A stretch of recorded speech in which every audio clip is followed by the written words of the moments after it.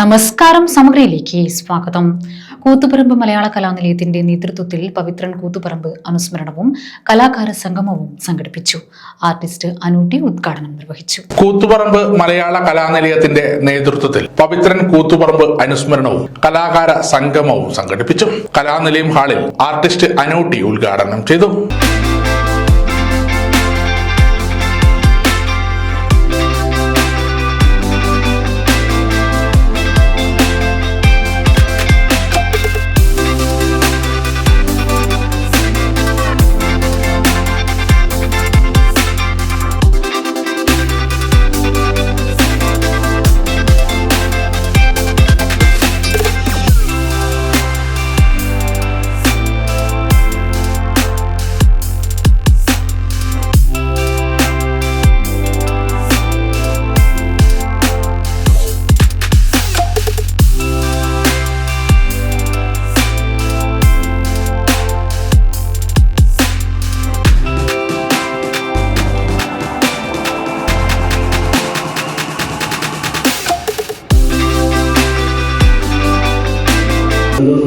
മഹേന്ദ്ര മാഷ് എന്നെ ഉദ്ഘാടനമാക്കിയതിനൊരു കാരണം,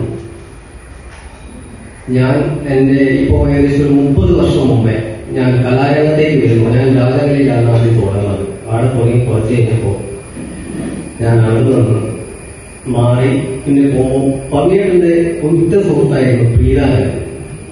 പ്രീതൻ ഇപ്പോഴും വീട്ടിലുണ്ട്. ഒരു ഷോപ്പായി വന്ന് കണ്ടിരിക്കും വീട്ടിൽ അങ്ങനെ തന്നെ കിടക്കുകയാണ്. അപ്പം പ്രീതാനന്ദനാണ് എന്നെ പവിയേട്ടുമായി കോണ്ടാക്ട് ചെയ്യുന്നത്. അപ്പോൾ ഞാൻ പവിയേട്ടിനെടുക്കാം. ഇപ്പോൾ നമ്മുടെ രാധാകൃഷ്ണന്റെ വീട്ടില് അന്ന് ഇതേ കലാനിലയത്തിന്റെ അന്ന് കലാനിലയില്ലാത്ത കാലഘട്ടത്തിൽ കലാനിലയം പോലെ തന്നെ സംഗീതം, നൃത്തം, വയലിൻ തുടങ്ങിയ ഒരുപാട് ക്ലാസുകൾ നടക്കുന്ന ഒരു സ്ഥലമാണ്. അവിടെ നമ്മുടെ രാധാകൃഷ്ണന്റെ നേതൃത്വത്തിൽ ഒരു കലാസ്ഥാപനം ഉണ്ടായിരുന്നു. അതിന്റെ ഒരു വീട്ടിൽ കളിത്തട്ട് എന്നൊരു തലമുണ്ട്. ആ തലത്തിലാണ് ഈ കലാസ്ഥാപനം പ്രവർത്തിക്കുന്നത്. കലാനിലയം പ്രിൻസിപ്പൽ ഗീത ടീച്ചർ അധ്യക്ഷത വഹിച്ചു.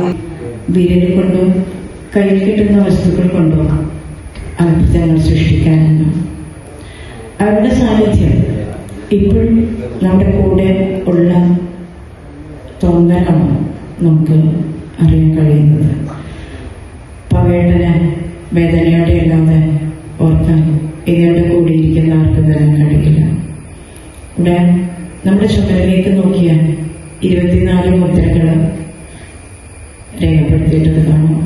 ഞാനിപ്പോഴും ഓർക്കുകയാണ്, അത് കുറച്ച് അസുഖം ആരംഭിച്ചതിന് ശേഷം തന്നെയാണ് ഇത് ചെയ്തത്. അനിരുദ്ധൻ എട്ടുവീട്ടിൽ, പ്രേംജിത്ത് ചെറുവാഞ്ചേരി, പവി കോയ്യോട്, പ്രേമൻ സ്നേഹകല, സുരേഷ് കണ്ണൻ, ഭരതൻ ടി തുടങ്ങിയവർ ചടങ്ങിൽ പങ്കെടുത്തു. ചടങ്ങിന് വിനോദ് നരോത്ത് സ്വാഗതവും സജി തൃക്കണ്ണാപുരം നന്ദിയും പറഞ്ഞു.